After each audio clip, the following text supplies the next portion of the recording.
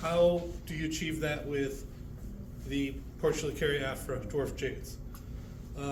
Wanted to start with these two right here. So this one right here I bought from Schnucks last week for $20, and this one I've been working on for 5 years or something.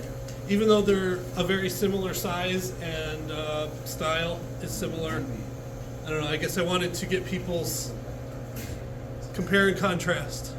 What differences are you seeing between these two trees? I tried to put them at a similar height so you could see what are some of the qualities or things that make the difference between a $20 grocery store one and one that you've worked on for 5 years. First, I've never seen the barry on the Portulicaria. Right, the root flare here is very significant, and this one, it's maybe under there somewhere. Yeah.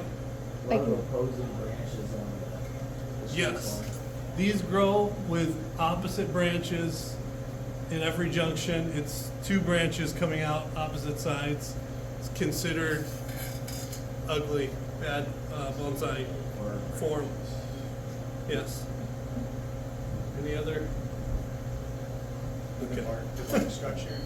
What's that? The bark structure, yours is. The bark, yes, that was one thing I was hoping someone would say. If you look at the bark on this, the sense of age and texture versus this smooth bark. So even though they're about a similar size, you can tell that this one's grown slower and more aged. This one grew very fast.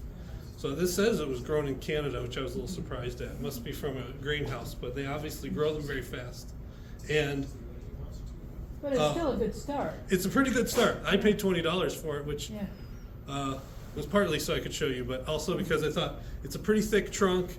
It's not a bad start. So, and they still have these, by the way, if you're interested in or inspired here. Your Vanish Nooks? I went to Champagne and Savoy. I think all the Schnooks have them because Yeah, I even in think that- Muhammad, I saw them there too. Yeah. Same size. It's not a bad deal, and you can sort of see that some of these other ones I have are skinnier. So, yeah, the branch structure, the age. One other thing that I noticed about this is that they had just cut it to shape. They just chopped off. I don't know Sheared if, it. yeah, if you can see, they just cut off every branch like that, and whatever grew from there, very big stubs. Obviously, some bigger branches had grown, and they just cut it to shape. Whereas this one, I've pruned with certain techniques to get these more pad shapes and more density. And yeah, so I wanted to pass around. I made this little guide, which is sort of introduction to jade care and pruning. So one of the goals of this is to kind of give you an introduction specific to this species, but also like, sort of as an introduction to what good bonsai can be. Aged bark, root flare, branch position, and overall ramification, which is how dense and finely divided the branches are. Instead of just being all chopped and having that shape because of that. Here, I've cut individual branches over the years. Yeah, so I wanted to talk about pruning. So, let's say this is your jade branch. So on a jade, you'll get a right and a left leaf, and then a front and a back leaf. And then right, left, and front, and back. Like that, right?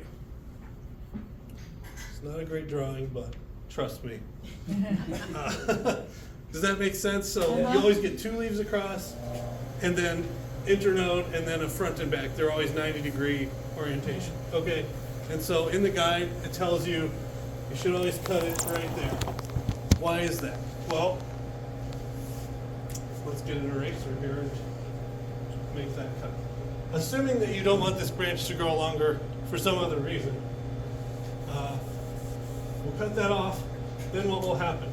You'll get a branch growing out here and a branch growing out here. You'll get two branches. And this branch will have a front leaf and a back leaf, and a front leaf and a back leaf. Okay, so if this is right and left, this will be front back in regards to this orientation, right? And then as this grows out, you would cut it off again at that point and get two more branches, and this would be right left. So two more branches here and two leaves here, and continuing. And that's how you develop this sort of pad shape, is if you do this often enough, and usually the leaves are a little bit bigger. I drew them smaller so you could see what was going on, but this might fill into the point where it's just completely like a solid canopy of leaves, right? And so this technique is just cutting at where there's a leaf pair, growing out two branches. Usually I let them grow out like 3 or 4 leaf pairs, and then cut them back, and just keep repeating that. So this is how, like this canopy, if you come and look closely at it too, you'll see that back inside of there's been cuts. It's grown out and been cut back, and grown out and cut back. And that technique of growing out and cutting back over time will create these pads. So that's like the very basic pruning to shape method, okay? Does that make sense to everybody? Yeah. So another technique is, let's say the branch is coming out sideways like this, and you have a leaf on top, and then a leaf on the side, and then leaves on the top and side, instead of, front and back going up. Like here, if you would cut it here, you would get a branch growing down and a branch growing up, which generally you don't want. You want more horizontal growth rather than vertical and up and downward growth. So you may cut it here and then get a right branch and a left branch, trying to draw that in perspective. And so here you have the choice of allowing 2 internodes before you cut it, to get that orientation that you want. The other way to get that horizontal orientation is with wire. So you can wire this and twist it and turn these 90 degrees if you have enough flexibility here and don't break it. Then you can also orient your branches horizontally, right? And so one of the things I noticed on this right here is a very large vertical branch. Do you see this? It's just, you can see it's been cut right here. I don't know how easy that is to see, but can people see there's a cut right here, an obvious nub, and then a downward facing branch, and this upward facing branch, you can see it's just gone almost to the top of the tree. So this is not what we want, because a desirable characteristic in bonsai is to have some space in here that defines each branch and each pad, to give it more than just a big globe of foliage, but actually has defining branches and a pattern to those branches that gives it a better aesthetic, right? And so here you can see it's been cut off randomly, probably 2 years ago. This one branch just went up, one went down. Neither one is very useful. So in this case, probably makes sense to cut it back where these 2 branches are going horizontal. If you can see, these 2 are horizontal, then vertical, right? I'm not going to do a lot of cutting today because I found that the cuttings will probably take a little better in a couple of months when it's warmer outside. And so, if I make a bunch of cuttings today, they probably won't do so well right now at this time of year. But in a couple of months, when spring hits and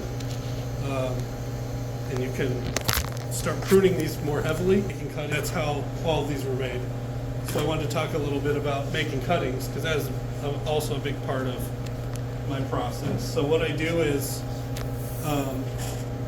prune like that, for example, prune off a long branch, take it and stick it in a pot with a whole bunch of other cuttings, usually put as many as I can in there, and just let them grow for maybe a year or 2 usually. And then in the spring, probably what I'll do is take this, year 2 is take them all apart and pot them up individually. So year 1, the cuttings are planted, roots grow, they're just allowed to grow. Year 2, I take them out of the pot, individually plant them, and let them establish in the pot, and usually put some wire on at that point, like structural wire, wiring the trunk. So something like this, wiring this trunk to shape, or like this one right here, you can see has been wired on the trunk. I'll do that on the second year, and then the third year, I'll take the wire off and start working on the branches, wire the branches, prune, and start to develop pads like this. So like from a cutting to a tree like this is about 3 years. Maybe this one is approximately about the same too. So when you're doing wiring, it's pretty standard type of wiring. You spiral the wire around and twist it up, but you can see, hopefully by this, you can get quite a lot of turn and twists to the trunk on these when they're younger. This one, no chance of wiring this. Yeah. Is it better to, when you want to bend them that much, do you do it when they're more dry or when? Absolutely. I let them dry out to the point where the leaves are shriveling and they're very flexible then. And so I let them dry like a lot, like beyond what I'd normally do for just letting them dry out before I water them. You could probably, I don't know, maybe in the heat of summer, not for weeks, but in the springtime, you could have those sitting out for 2 weeks and drying out. And I always look at the leaves. If the leaves are starting to shrivel up and start to look droopy and kind of dull and shrivel, they're thirsty. If the leaves start getting past that point to where they're like drying up and falling off, then you're kind of going a little too far. So one of the things about this species is very easy to tell the water needs. It's hard to miss the fact that they're actually pretty thirsty, and especially if you have them in like a bonsai soil like this, which is very granular, they can take a lot of water, but they can also take a lot of drought. They're pretty good for a wide variety of watering amounts. But yeah, letting them dry out makes them more flexible, and you can really twist them up. And I think that's one of the things I really like about this species is like how flexible they can be, how much you can really style them and put a lot of more exaggerated curves into the trunk, even when it's larger. So it's also one of the reasons why I like growing them from cuttings. When they're smaller, they're a lot more flexible. You can bend them a lot more and turn them into different shapes that you want. This is pretty good for a formal upright kind of style, which is just growing straight up. But there's two directions that I could go with this. One is to try to go into keep it as a formal upright, find branches that are in good places and prune off the rest. The other direction, which I thought about, is if you were to chop it off right there, you could have a short, thick trunk and use one of these branches as a continuation of the leader and get some movement into it. Haven't decided on this yet, but I don't want to do any of those big cuts until springtime, when I can take those pieces I cut and get really high success rate with cuttings. So yeah, that's basically the process. Is 3 years from sticking a cutting in a pot. Year 2 is styling it, and year 3 is starting to develop the branch shape. Yeah, so these are just I think this one I bought from a nursery and grew it. It was the origin of a lot of the cuttings I have. Like I said, that one is one that I grew, or the one that I got from Schnucks, but all the rest of these I think were children of this one. Yeah, so I was going to also show two types of wiring. One is where you spiral the wire around the trunk and then use that to bend. And you can also double up the wire or use thicker wire to get more strength in your bend. But then you can also use guide wires. This is a good example. I don't know if you can see this, but this wire right here is coming from the bottom of the pot, and I'll take this wire, bend the branch down, for example, and bring this over and maybe twist it around a little bit, and it holds the branch down there. So it's an alternative to spiraling it around. It's just bringing a branch down. Sometimes, if you really need a good hold, you can, wrap it around like this. So then you can get, a lower angle on this branch. I think with this one, to be honest, I'll probably cut off these lower branches and just make this the first branch. just because they're kind of distracting, and I'd like to see more of the trunk on this one. But yeah, that's kind of what I wanted to cover is, the difference between a quickly grown nursery tree and something that you're working on for a longer time and refining, and also just some of the techniques that are specific to this species. Are there any questions? Yes. How often do you water your Yappers? In the middle of summer, every day. Throughout most of the summer, I'd say every day, yeah. I grow them in very loose, coarse soil, a lot of turfus, and so they can take a lot of water. I've noticed that they grow vigorously if given a lot of water and fertilizer.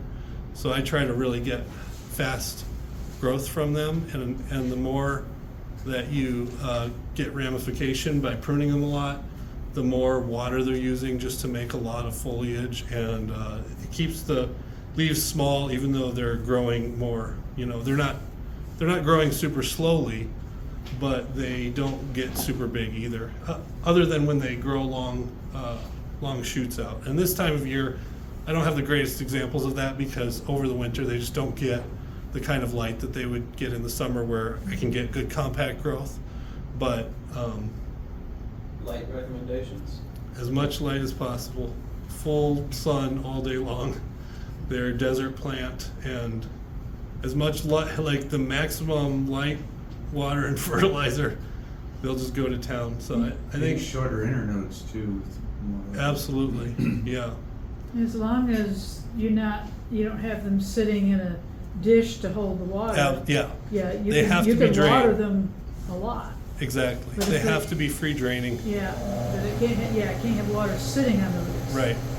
They will not like that. Where's a good place to get turpus nowadays? Site 1. Where? Site 1 is it's like a landscaping. I think they do like Place. baseball fields and stuff too. It's over near the county extension office over in Country Fair Drive or whatever it Yeah. is. I thought you were just doing perlite. I'm doing perlite this year. You're getting some ideas. Now, perlite's fine, but it's awful lightweight and it's also white. Yeah. Well, I'm Floats. Yeah. doing 80-20 perlite and Mhm. cocoa noir. Okay. And this year I'm doing fabric pots and That's exactly what I'm doing. The Bonsai area recipe. 80-20 shot I just planted some of that 80-20 mix a couple days ago, and somehow I still managed to make a not that well draining soil. It's in water a lot. Really? Darn. Yeah, I sieved 4 cubic feet of perlite, and a How's lot your- of it was really tiny. How's your drainage in your pot, your holes, and nice big drainage holes? It's a lot of little ones, and it's kind of a cheap. Cause the little ones can fly very quickly. Yeah, it might just be Yeah. some combination of Yeah. not enough to I grow. sifted turfus one year Sales not on. because Okay. I had nothing better to do. And I got the big ones and the medium ones and the really, really fine stuff. I just started wanna putting Get cuttings closer in. looks at them. Did you have a comment? Yeah, I just had a Okay. question. Do you leave them in these pots for their whole life, or how often do you change their pots, or do you Yeah, ever change their That pots? is a good question. I think if I were to start with something that I really wanted to develop, maybe even bigger like this or like this, I would grow it in a bigger pot for a couple of years and let it really get more mature and then put it into a smaller pot. All of these are, aside from this one, are in the pot that I like to see them in for showing them. So they're more, I think there's a trade-off. If you're trying to go for very high-end, getting into shows, developing a lot, and then putting them into their show pot later is a better strategy. But if you like to have a garden full of trees that are in pots that you like to enjoy, That one's it's tough better to to figure get out them in what to there and be prune. able to enjoy them than waiting another 5 years for them to develop in a plastic pot. So that's kind of a personal preference. I have enough to do both, I guess. I have enough that I can put several of them in pots that I like to just see them in and enjoy them, and they look pretty good, but they're not really, like this trunk isn't gonna thicken up very much in this Okay. pot.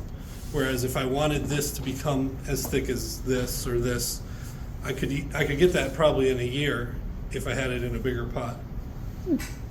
Would you leave those lower branches on, make sacrifice branches out of them to thicken the trunk? That's also why I left those on so far, is because, yeah, it will help thicken up the base and the roots will grow, there's just more energy coming into the whole tree. So yeah, that's the purpose of leaving those on, although at one point I probably did think that they could be used in the design, but, that's kind of, if you don't know, then you just leave it until later and decide, leave it for your future self to have that problem. I mean, it's the same is true, with like a branch like this. It's like, well, does that add to the composition or not? Maybe let it grow out and see if it becomes something that's contributing, or cut it off and forget about it. Okay. Another thing also I was going to mention too is that this technique, I still use this technique on a sacrifice branch, which is probably not what most people would tell you, but here's why. My sacrifice branches are not just for sacrifice, they're also great cuttings. And if you develop good ramification and shape and keep pruning them into something interesting, when they become a cutting, they're way ahead of a cutting that has no interest in it, and you have to start from scratch. That's just one shoot with no branching. So even if I'm like, okay, this branch is going to get cut off, I will prune it back, try to build some structure, try to, get some branches that make sense on it. Just because I know it'll become an interesting cutting. When that, like a branch like this that I like, or even that one is pretty nice, if I would grow that as a cutting, I might put it in its own pot and start it as a cutting on its own, versus all of these, which are just long straight extensions I cut off. Like these will grow up, they can grow up this far. I cut it off, I just stick them all in there and just let them grow to thicken up and get roots. They're not really very far along at that point, but some of these other ones can be quite developed and interesting shape if you're working with them along the way. Yeah. For the roots on the one that's right Yeah. there, did you have to do anything special to get it to do that, or? So, yes, when it was probably half this size is about when I got it. I think it was probably about half as thick. It had some roots that were growing there, but they were, I believe it was in a small pot, probably like the size of this pot, but a little plastic pot. And it was maybe this tall. And I chopped it off, and you can see where it was chopped here. And I repotted it, and all the roots were on one side of the tree. It was kind of against the side of the pot, and all the roots were on one side, and they were all kind of angled weird. And so when I repotted this the first time, I bent a lot of the roots and cut off ones that were at weird angles and rearranged them as much as I could to try to get them to be somewhat radially around the trunk. You can sort of see that this is the side where there wasn't really as much, and it's kind of starting to fill in, but not as much. I think that was against the side of the pot there. And I bent these roots into place so that they would kind of be where I wanted them, but it's still imperfect for sure. It's not a perfect root flare, but yeah, over time, just growing, I mean, the age of the bark and the maturity of the roots is just time growing. It also helps that it's in a small pot, because that allows it to get an aged look to it without growing huge and overgrown. I mean, you can also see, I don't know how easy it is to see, but you can see the internodes on this trunk, especially down at the bottom. Some of the lines, which are, the distance between the one leaf side and the next, there's like a little line where each leaf is. I don't know if you can see it on this, but here, from there to there is one internode, from there to there, and there to there. So this is only like 3 or 4 internodes for this entire trunk. Whereas on this one, I don't know, how many internodes would you say that is? It's like Do you see all of them here? 3 or 4. Yeah, Before the three or first four, branch. 3 or 4 internodes is about the size of the width of my finger there. So this is fast growth, long internodes, and it does grow big quickly, but it has that look of fast growth. This like tight, small growth is preferable, but obviously takes time. And I think the same is true of the roots, that just giving them time to develop will allow them to have that mature look. Having them in a shallow pot helps. They're not growing straight down. They're forced to spread out a bit, so they kind of fatten up in a horizontal plane more than they would in a deeper pot. But I think it's mostly age. Or you can put them in a deeper pot and put like a rock right directly Yeah. underneath them. Yeah. There's also the splitting method. Have you seen Yeah, that? yeah. You can split to make the nabari. A lot of people do that with ficus. Yeah. Splitting method? You split the whole trunk Yeah. from the bottom up. You could wedge like a little stick in between them or a rock, and that'll Like if flare this is, them out. if this is your trunk like this, you'll put a split in it like this, and put a rock in there and bend this open so that this ends up like flaring out even more. Like let's say it starts as like a pretty straight trunk, right? If you split, I'm trying to draw it proportional, this same trunk, if you split it here and open it up and put something in between, it can increase the width of this at the bottom. Okay. Flare. And then, sometimes if there's already roots here, or if this is a cutting, I've not tried that with these. I'm not sure how successful that would be, because when you cut those open, they're a little different inside. They're not really wood, they're like a succulent, so it might be more prone to rotting if it has a lot of exposed tissue on the inside, but it probably could work. Does the wiring do similar to how it does on trees? If you leave it on too long, does it start cutting into Yep. it, or how does that work? It definitely does. This one's probably getting close to that. I've been looking at this one thinking, I should get this wire off here before it starts making too many marks. But the good thing is that these are like, when they get scars, they just get gnarly. They get flaky bark. I don't think they're quite as susceptible to long-term marks as like a ficus that has smoother bark. You can see it on that one. Yeah. So they get, you can also, what I've done with these sometimes is just like scratch up the bark and it'll like scar up, and then as it grows it cracks, and so you'll get more texture over time. And so like if you had wire on there that created a big weird lump, you could trim it off. And since they're a succulent, they don't really have a cambium layer in the same exact way, where you couldn't really air layer them. You couldn't take off the bark and cause major damage. They're pretty much like fully, what do you call it? It's fully alive throughout the whole trunk. It's not really wood inside like a ficus is. I might have missed this, but how long does it take for the wire to set? I was surprised this year. I got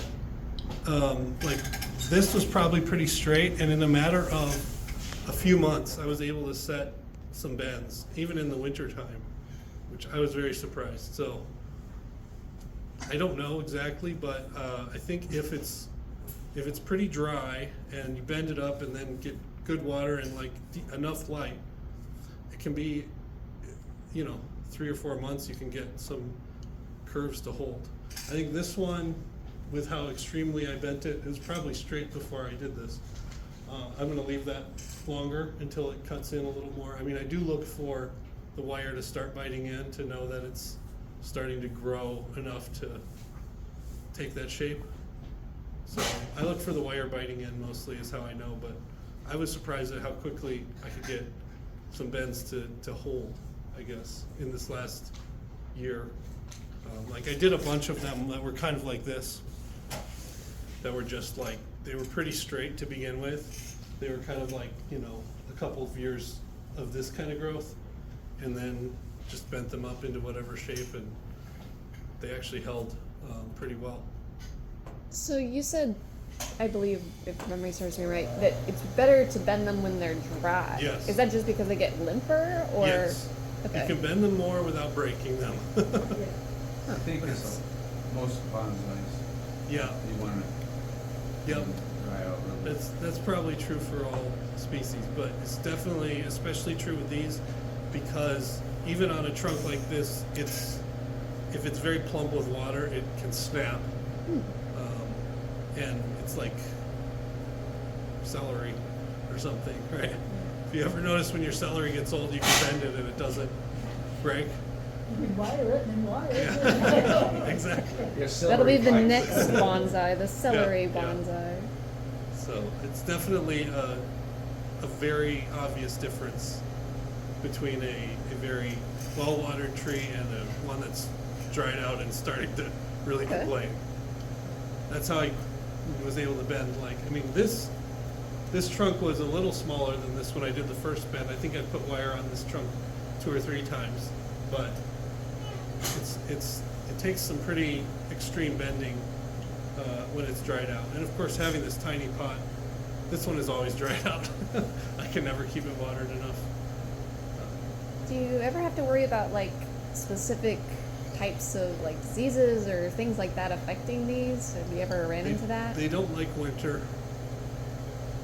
Like, is that what you mean? Like in the Like, I don't know if there's like a bug that hurts them Scale or loves them. scale. yeah, What the? and I Is there had some anything like mealy that? bugs on them this year that have been hard to get rid of. I got his inheritance. Sorry. The mealy bugs were very persistent. Even when I would spray them down with alcohol and everything, they would still come back. Systemic, would that work on? Yes, it would. Yeah. What is systemic? They use In the decor- insecticide that goes it through the roots, you water with it in there, goes in, and when the bug eats the tree, it dies. Huh, okay. But then you can't eat. from Yeah, it. if you have cats that chew on- You can't eat it either. Yeah, yeah. I do have cats. That's a good point. I do eat these. If your cat chews on it, you don't. You eat probably them? Oh yeah, You they're can very eat good. them. They're You make delicious. salads out of them, yeah. Yeah. How do you prepare a salad with Jade Bonsai? I just take off just the leaves. I don't eat the stems, and then put them in a salad. And he stopped eating the sofa. Hey, what pairs Well- with the afro? I actually have a recipe Follow for a me. pesto made from this that I've been wanting to try. So That's cool. Yeah. So don't use the systemic. I don't use the systemic. Okay. It's also But- how he picks up women when we're having shows. He's like, hey, try my edible I don't know bonsai." anything about You that. should do that for the moms weekend. Just bring a whole bunch of pesto and be like, ooh, get all the moms to come over. Great. Because I think that's what it is, right? That's why they label it the moms week. It is Mom's Weekend, Yeah. yeah, It's at not the U of Mother's I. Day, it's Mom's Day. Yeah, it's Yeah. Mom's. Mom's Day, yeah. Yep. Yeah. So, So, should we, in a couple weeks here, when it's time to start repotting all of our deciduous trees, should we like plan ahead and take the one that we're gonna repot tomorrow or day after and like, I don't know, shield it from the rain to let it dry out a little bit, or it's a good idea. I mean, you don't really want to water it the same day that you're going to repot or the day before. You really want to give it a couple days to dry out a little bit. That'll help suck the moisture into the tree a little bit and it'll bounce back a little quicker. So yeah, that's a good idea. Yeah, once you get the trees out, I don't know, we got to keep an eye on the weather because it's going to be 75 by the end of the week. Yeah. And then So- it's likely to get cold. And then it's gonna get cold probably. So Yeah. it was More also sleep. daylight savings. So we kind of have that toss up. We have to just be careful and When do we go back to daylight? We're on standard time. right? yeah, Yeah. it's this Saturday. It's Oh, this really? weekend. Yeah, this weekend. So it potentially, I'm not gonna tell you you can, but you probably can. I might. I don't know. I'm gonna try to extend out as far as I can on the forecast and see if there's any freezing dates. Yeah. I mean, it's okay to have a night or two, but you don't want it to be like. The 7th is gonna be 34 degrees, and the 11th will be 26 degrees. Yeah. So we don't want that. Flip flops. I mean, I'll probably keep them winterized until 16. we're done with all that. But yeah, once everything's out, then, you know, I like to just let mine go on the benches for a few days before I even water them, because they're going to be moisture, like, just bound when they're even winterized the whole time. So I like to just let them dry out a little bit, and then if I'm repotting, I did a whole lot of repotting last year, so I probably won't need to do a whole lot this year. But yeah, I was repotting junipers. I was doing all year. But in the beginning of the year, I did the pines and spruces and things like that. So definitely try to get it done early when the buds start swelling on your maples, things like that. If you have candles on your pines, and yeah, it's a safe time to repot when things start swelling up before everything opens up. And all these skills that he's talking about can be transferred over to other species. Not everything is just specifically to jade, you know, all the wiring techniques, rooting, things like that, pruning.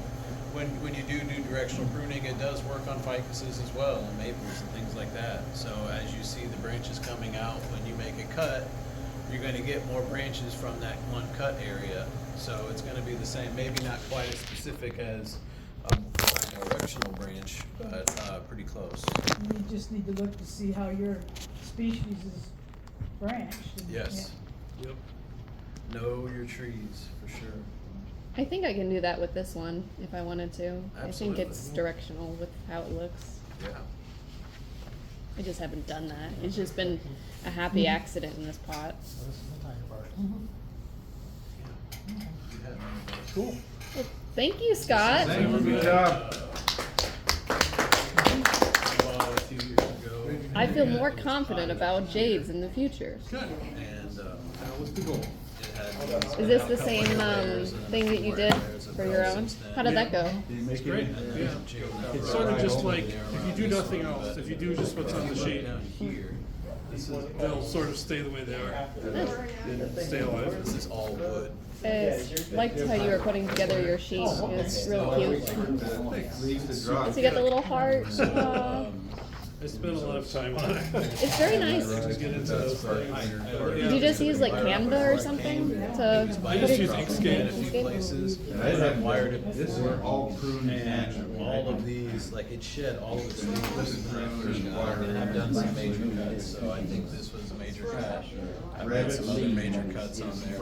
This was another branch, and then these all branches are all new. I developed all these branches, they shoot out straight, and then I wire them like this, and then I prune them back. And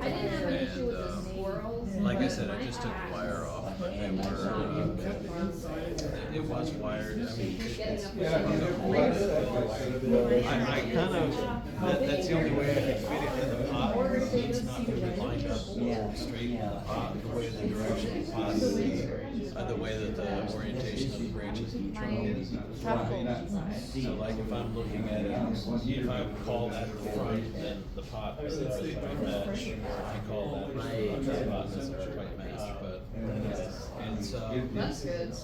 it's easy to take cuttings off of. I think I did a hair layer somewhere up here. There was a large branch up here that I cut that I turned it. I just gave it a pretty a couple weeks ago. It was probably about this big, the whole branch. So it had a trunk on it and everything. It's starting to get real thick, and I will cut everything back pretty heavily again, like I normally do in the springtime. And then I'll fertilize it when I bring it out. I'll do that, and then it'll bounce back. I can defoliate this thing, and like I said, when I defoliate it, these leaves that are like this big, you will not see. They will all be like this size all around. Actually, the one I defoliated last year, I was going to bring, but I brought this one instead. So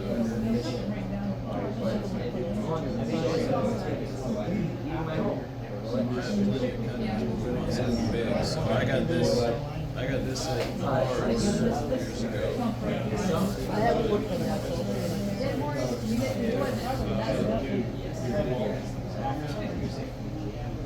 I'll let you know if I find anything. I don't know. I don't think I can ever build this thing. It's gone through a lot. It's just Pretty much anything that stayed the same. I didn't know that I could cut it that far though.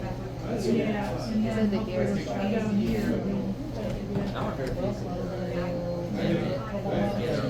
Sounds good. I'll take- Yeah, no. take the pot. This is pretty hard.